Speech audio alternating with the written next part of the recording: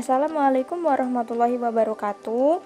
Kami dari kelompok 8 akan menjelaskan makalah yang berjudul Rancangan Kompetensi. Saya Desi Pujiat Majayanti, NIM T2018-1159 akan menjelaskan tentang apa itu kompetensi dan apa saja karakteristik dalam kompetensi serta ranah kognitif. Pengertian kompetensi, banyak sekali pendapat menurut para ahli terkait apa itu kompetensi. Yang pertama, menurut Stephen Robina, kompetensi adalah kemampuan atau ability atau kapasitas seseorang untuk mengerjakan berbagai tugas dalam suatu pekerjaan, di mana kemampuan ini ditentukan oleh dua faktor, yaitu kemampuan intelektual dan kemampuan fisik.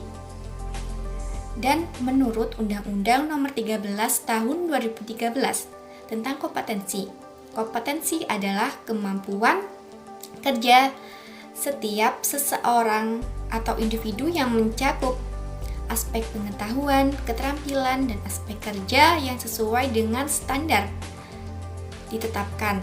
Maka dapat disimpulkan bahwa kompetensi adalah kemampuan seseorang dalam melaksanakan suatu aktivitas yang mana kemampuan itu merujuk pada karakteristik baik yang bersifat dasar, perilaku, keterampilan, atau pengetahuan dengan tingkat kemampuan yang dapat berubah-ubah. Dua karakteristik kompetensi.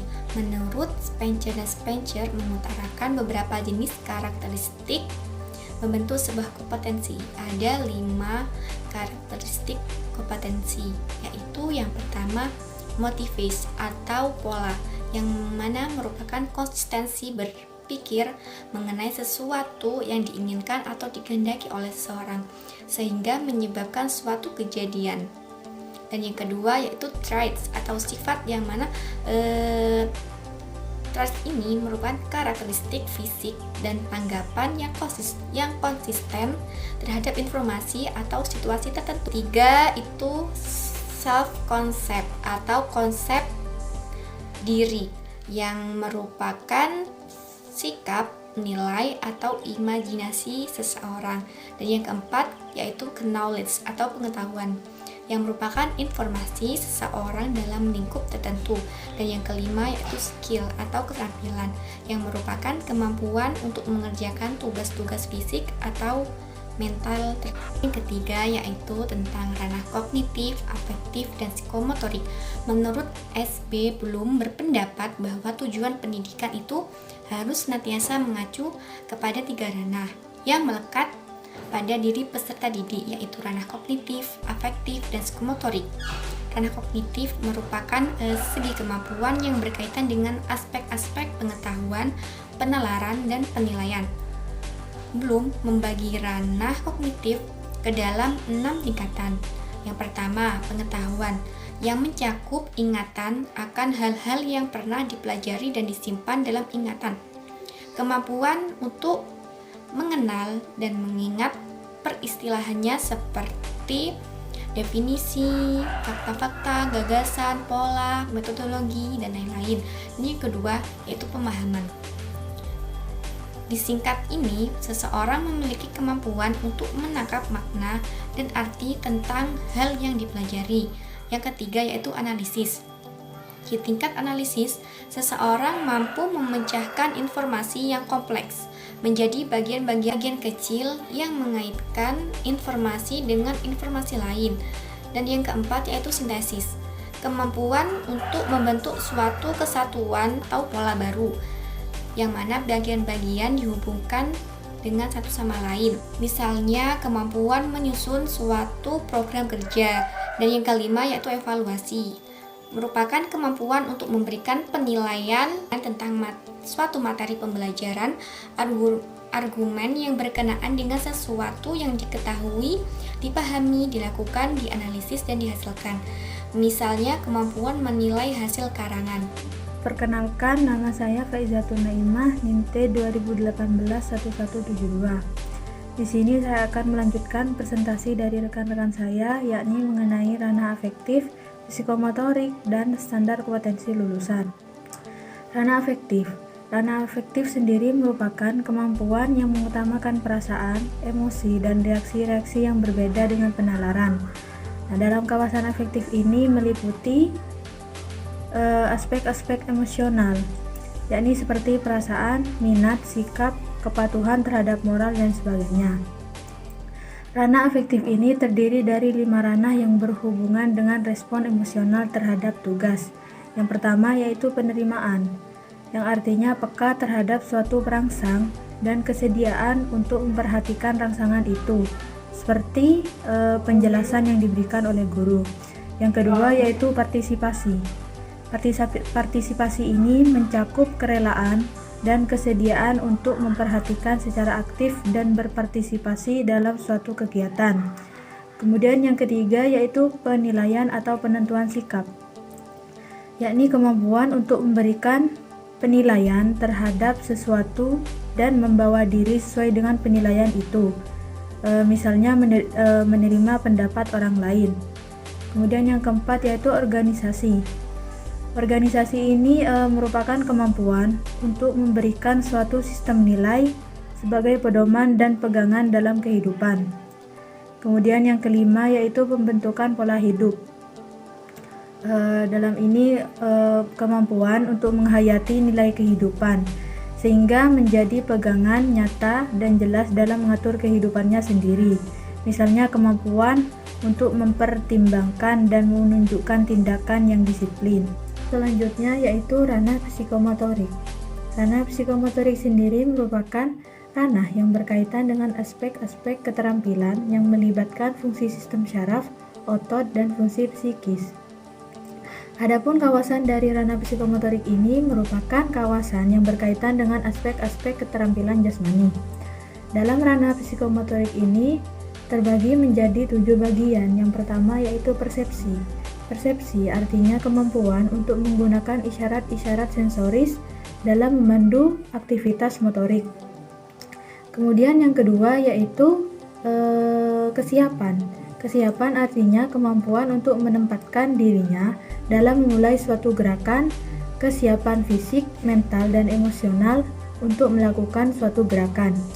Kemudian yang ketiga yaitu gerakan terbimbing.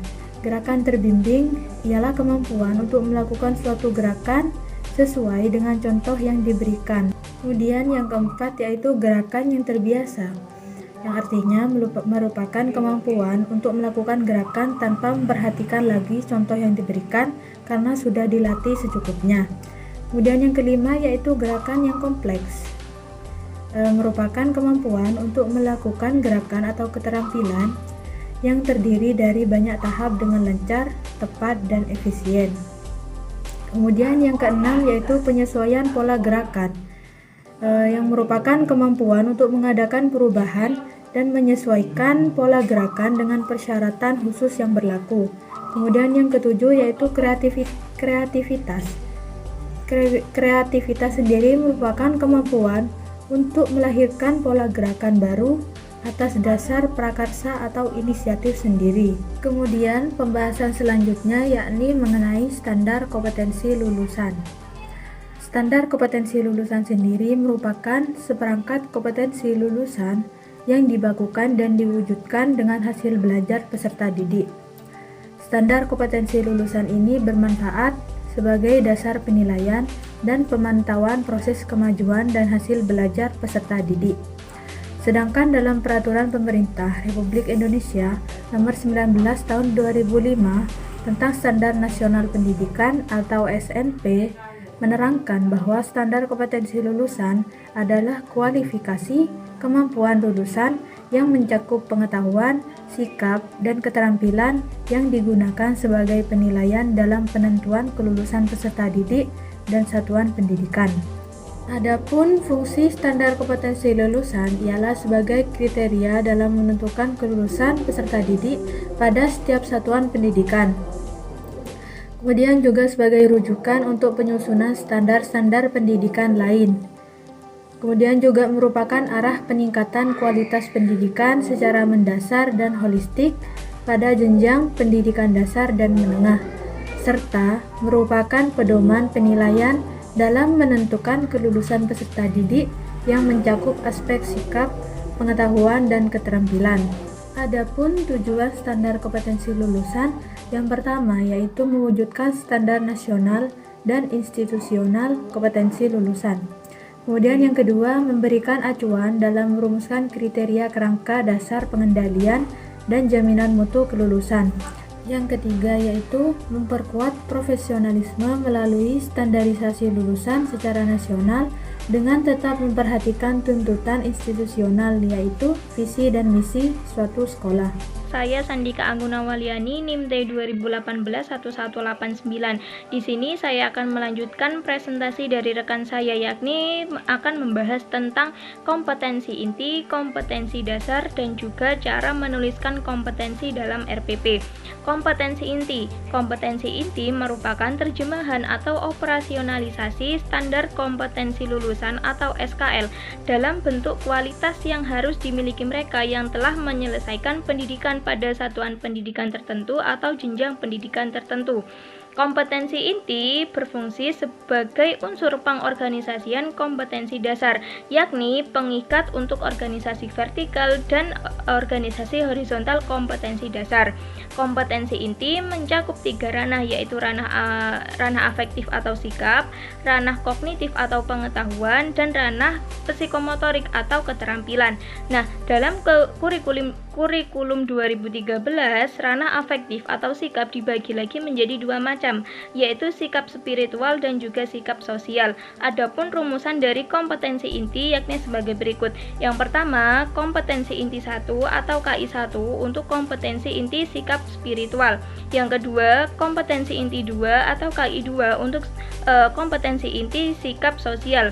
Yang ketiga, kompetensi inti 3 atau KI3 untuk kompetensi inti pengetahuan, dan yang terakhir yang keempat yaitu kompetensi inti 4 atau KI4 untuk kompetensi inti keterampilan. Selanjutnya yaitu kompetensi dasar. Kompetensi dasar adalah kemampuan minimal yang harus dicapai peserta didik dalam penguasaan konsep atau materi pelajaran yang diberikan dalam kelas pada jenjang pendidikan tertentu, atau bisa juga diartikan sebagai kemampuan untuk mencapai kompetensi inti yang diperoleh oleh peserta didik melalui pembelajaran. Kompetensi dasar memiliki fungsi dan kegunaan antara lain yang pertama yaitu spesifikasi dan operasionalisasi kompetensi inti. Yang kedua, sebagai tujuan pembelajaran pada setiap mata pelajaran. Yang ketiga, sebagai rujukan dalam pengembangan indikator hasil belajar. Yang terakhir yaitu cara menuliskan kompetensi dalam RPP. Di sini kami mengacu pada langkah-langkah penyusunan RPP. Karena kelompok 8 hanya membahas tentang kompetensi, maka langkah-langkahnya untuk menuliskan kompetensi dalam RPP antara lain yang pertama, di bawah identitas RPP yaitu tuliskan kompetensi inti yang mengacu pada silabus yang mana disesuaikan dengan kurikulum. Kemudian tuliskan kompetensi inti ini pada poin A sesuai dengan jenjang atau kelas yang diampu. Yang kedua, tuliskan kompetensi inti ini secara berurutan mulai dari kompetensi inti 1, KI2, KI3 dan KI4. Yang ketiga, setelah itu menuliskan kompetensi dasar pada poin B yang mana kompetensi dasar ini disesuaikan dengan karakteristik mata pelajaran dari masing-masing KI. Cukup sekian presentasi dari kelompok 8, semoga bermanfaat. Wassalamualaikum warahmatullahi wabarakatuh.